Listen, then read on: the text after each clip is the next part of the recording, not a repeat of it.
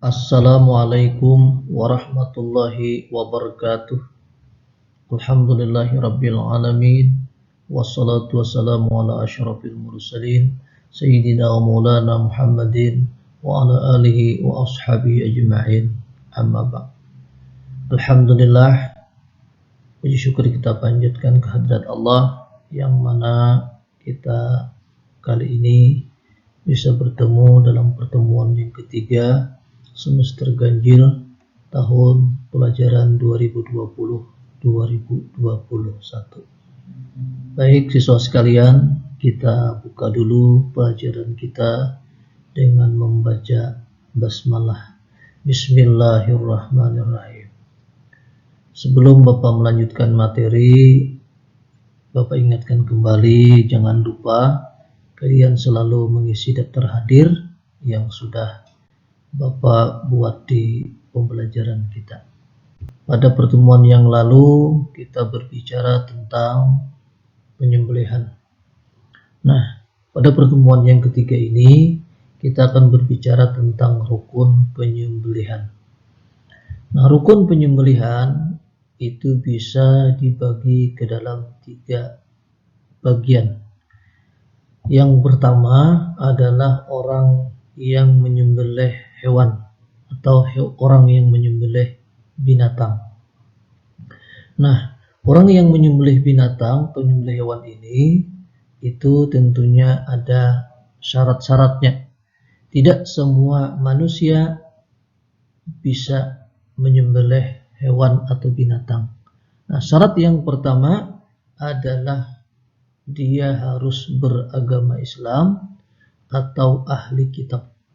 Nah, jadi kalau orang itu beragama Islam, boleh dia menyembelih hewan atau ahli kitab. Siapa itu ahli kitab? Yaitu mereka yang berpegang kepada kitabnya yang benar. Nah, bukan kitab yang dibuat oleh manusia, tetapi kitab yang dibuat dari Allah Subhanahu wa Ta'ala. Karena kitab yang dibuat oleh Allah itu jumlahnya adalah ada 4. Nah, yang pertama Al-Quran, yang kedua adalah Taurat, yang ketiga adalah Zabur, dan yang keempat adalah Injil. Selama kitab-kitab itu tidak dirubah oleh tangan-tangan manusia, maka dia termasuk ahlu kitab atau ahli kitab. Nah, kalau kitab itu dirubah, dibuat oleh manusia, direvisi ayat-ayatnya, maka dia bukan termasuk lagi ahli kitab. Contoh seperti agama yang dikatakan adalah agama non-muslim, yang mereka itu adalah berkitab, sekarang ini berkitab Injil, yang mana kitab Injil itu banyak yang diperbarui oleh mereka kepada perjanjian lama, perjanjian baru, yang mana itu semua adalah karangan atau buatan manusia. Nah, kalau dia berpegang kepada perjanjian lama, perjanjian baru itu, maka dia bukan termasuk ahli kitab. Maka apabila dia menyembelih binatang, sekalipun dia menyembelih sesuai dengan aturan-aturan atau syarat-syaratnya, maka tidak boleh bagi kita untuk memakannya. Nah, yang boleh kita makan adalah sesembelihan ahli kitab, yaitu orang yang berpegang kepada kitab yang diturunkan oleh Allah, dan juga sesembelihan orang yang beragama Islam. Nah, kemudian yang kedua, rukun penyembelihan itu adalah menyebut asma Allah. Jadi ketika kita menyembelih itu, kita menyebut asma Allah, minimal adalah dengan membaca Bismillahirrahmanirrahim atau Bismillahi Allahu Akbar, Allahu Akbar. Nah, kemudian yang ketiga adalah berakal sehat. Jadi rukun orang yang menyembelih binatang itu harus sehat akalnya, tidak gila atau tidak kurang akalnya. Jadi orang mabuk, orang gila, orang stres itu tidak boleh menyembelih hewan atau menyembelih binatang. Kalau dia menyembelih, maka bagi kita haram untuk memakannya.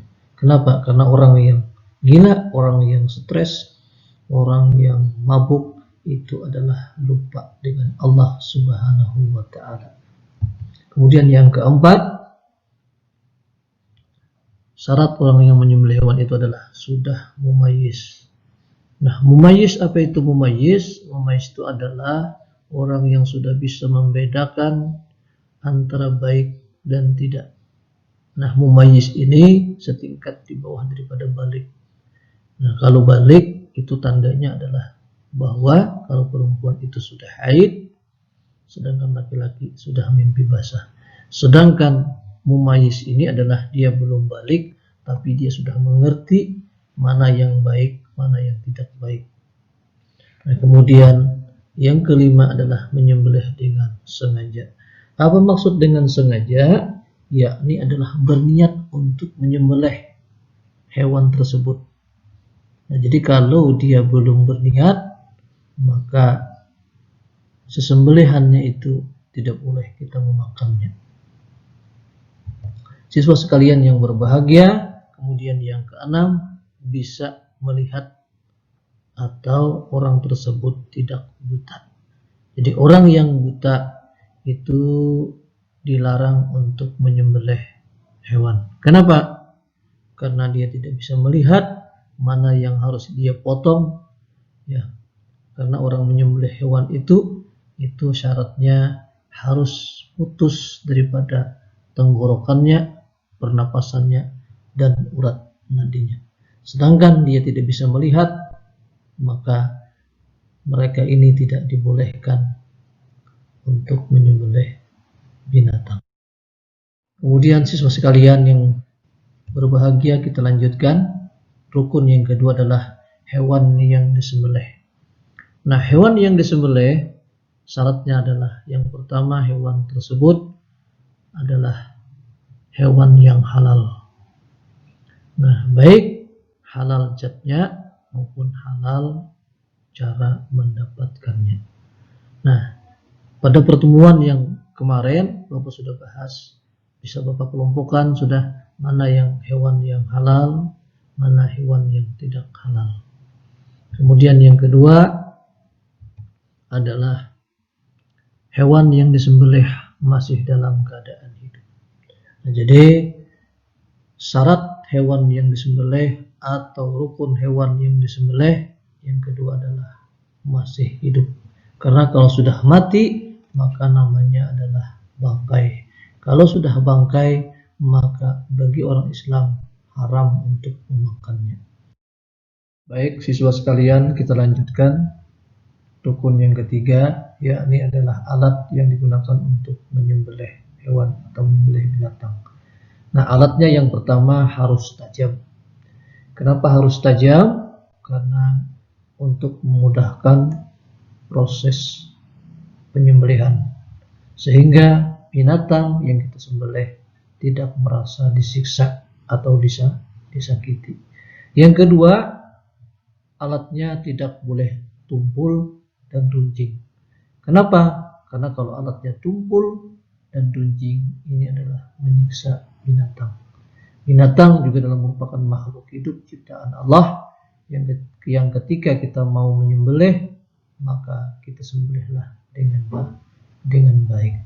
Kemudian yang ketiga, alatnya harus terbuat dari besi, baja, bambu, dan kaca.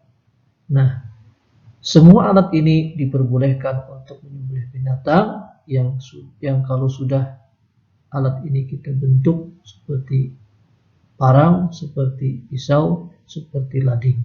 Nah, sehingga mereka tidak merasa tersiksa ketika kita memotong atau menyembelihnya. Kemudian yang keempat, alat yang dipergunakan tidak boleh gigi, tulang, dan kuku. Kenapa? Karena gigi, tulang, dan kuku ini adalah merupakan alat atau senjata-senjata orang Habsyi. Nah, sebagaimana dikatakan dalam hadis Nabi yang artinya kurang lebih demikian adalah apa saja dapat mengalirkan darah dan disebut asma Allah, maka boleh kamu untuk memakan. bukan gigi dan kuku, dan aku akan beritahukan kepada kalian tentangnya. Adapun gigi itu adalah tulang, sedangkan kuku itu adalah senjata orang Habsyi. Hadis riwayat Bukhari. Kalian yang berbahagia, baik kita lanjutkan materi kita yang keempat, yaitu kita bahas tata cara penyembelihan.